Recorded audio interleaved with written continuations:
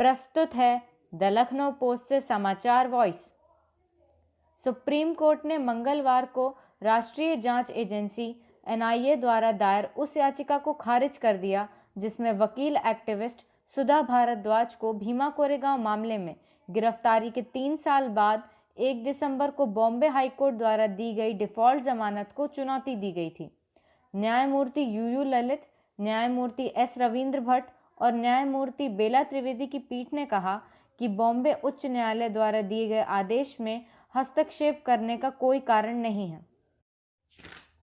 आज लोकसभा में बोलते हुए कांग्रेस सांसद राहुल गांधी ने कहा है कि सरकार को किसान आंदोलन में मारे गए किसानों को मुआवजा और नौकरी देनी चाहिए।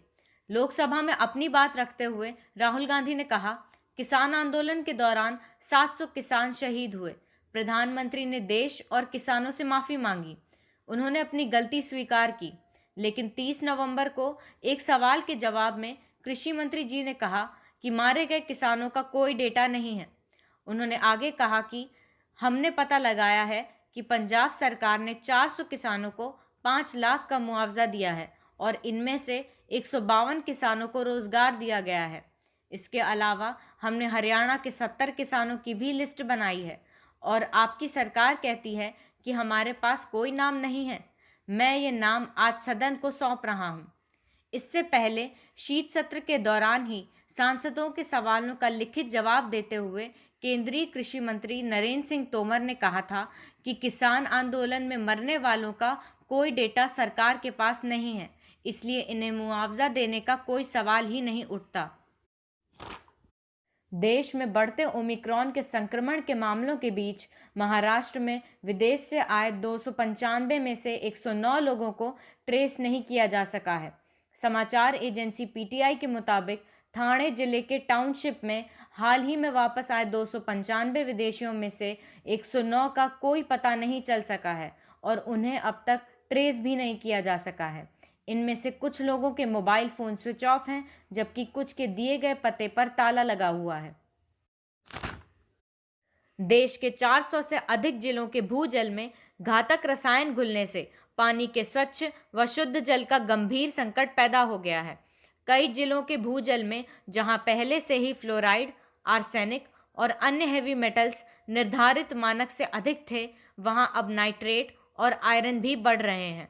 उत्तर प्रदेश, मध्य प्रदेश, पंजाब और हरियाणा के वो जिले ज़्यादातर प्रभावित हैं जहां सघन खेती में फर्टिलाइज़र का अधिक प्रयोग होता है। पानी में नाइट्रेट की मात्रा अधिक होने से पाचन क्रिया व सांस लेने में तकलीफ होने लगती है। देश के 18 राज्यों के 249 जिलों का भूजल खारा है और 23 राज्यों के 370 जिलों में सामान्य मानक से अधिक फ्लोराइड है। उत्तर प्रदेश के भीतरगांव क्षेत्र के देवसड़ ग्राम पंचायत के मजरा सरसी में स्थित एक प्राथमिक विद्यालय में मिड डे मील खाकर 51 बच्चों की तबीयत बिगड़ गई। स्वास्थ्य टीम ने बच्चों की जांच कर 8 छात्राओं को अधिक दर्द की शिकायत पर सीएचसी में निगरानी के लिए भर्ती किया। कुछ देर में सभी की हालत में सुधार हो गया। डॉक्टर फूड पॉइजनिंग की आशंका जता रहे थे। विद्यालय पहुंचे बेसिक शिक्षा अधिकारी ने खाने के नमूने को जांच के लिए भेज दिया था। उन्होंने बताया कि पूरे मामले की जांच होने तक प्रधानाध्यापक को निलंबित कर दिया गया है। नमस्कार, शुभ रात्रि।